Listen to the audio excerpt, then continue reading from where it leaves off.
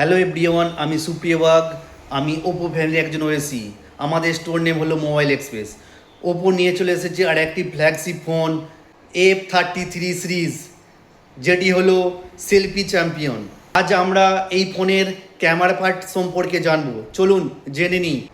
এই ফোনে পেয়ে যাচ্ছেন best in class 50 megapixel ultra wide selfie camera.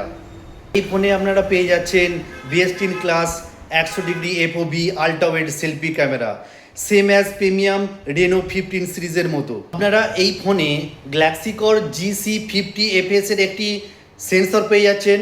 এটি হলো 50 মেগাপিক্সেলের BSI CMOS ইমেজ সেন্সর, যা উচ্চ রেজুলেশন মোবাইল ও মডিউলের জন্য ডিজাইন করা হয়েছে। 1/2.88 ইঞ্চির অপটিক্যাল ফরম্যাট ও 0.61 ন্যানোমিটার পিক্সেল এটি গ্যালাক্সি সেল 2.0 প্রসেস টেকনোলজি ব্যবহার করে, যা উচ্চমানের ইমেজিং সমর্থন করে। এই সেন্সরটি সেলফি ক্যামেরা ব্যবহৃত হয়, যার মধ্যে আমাদের এই ওপো F33 প্রোতে প্রযোজ্য রয়েছে। পেয়ে যাচ্ছেন এই সেগমেন্টের best in class 100° FOV ultra wide selfie camera. ধরুন আগে আপনারা 2-3 জন অনায়াসে সেলফিতে ক্যাপচার করতে পারতেন, কিন্তু এখন আমাদের এই ফোনে 100° FOV থাকার জন্য একসাথে 7-8 জন বা 10 জন অনায়াসে ছবি তোলা যাবে। এই ফোনে পেয়ে যাচ্ছেন কালার ফন্ট ফিল লাইট।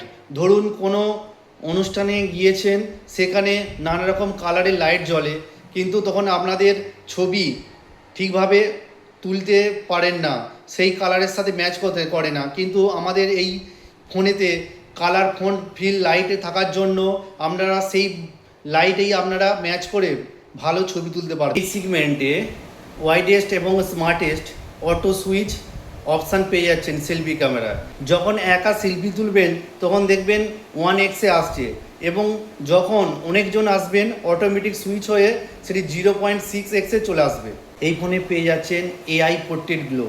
ধরুন আপনি কোনো লো লাইটের ছবি তুলেছেন, সেটি সাবজেক্টকে পরিষ্কার বোঝা যাচ্ছে না, এই AI পোর্ট্রেট গ্লোর মাধ্যমে সাবজেক্টকে এমনভাবে ক্লিয়ার করে দেবে সেই ছবিটা যে খুব সুন্দর প্রিমিয়াম লাগবে। ফোনে পেয়ে যাচ্ছেন ট্রেন্ডি শট পপ আউট। যারা 3D ছবি সোশ্যাল মিডিয়ায় ছাড়তে ভালোবাসেন তাদের জন্য এটি খুব উপযুক্ত একটি ফিচার্স। ধরুন এই পপ আউটের 2 থেকে 9টি ছবি দিয়ে পপ আউট করে বানানো যায়। এই পপ আউটে সাবজেক্টকে এমন ডিসপ্লের মধ্যে নিয়ে আসে যেটি মনে হবে যেন ডিসপ্লে থেকে বেরিয়ে আসছে।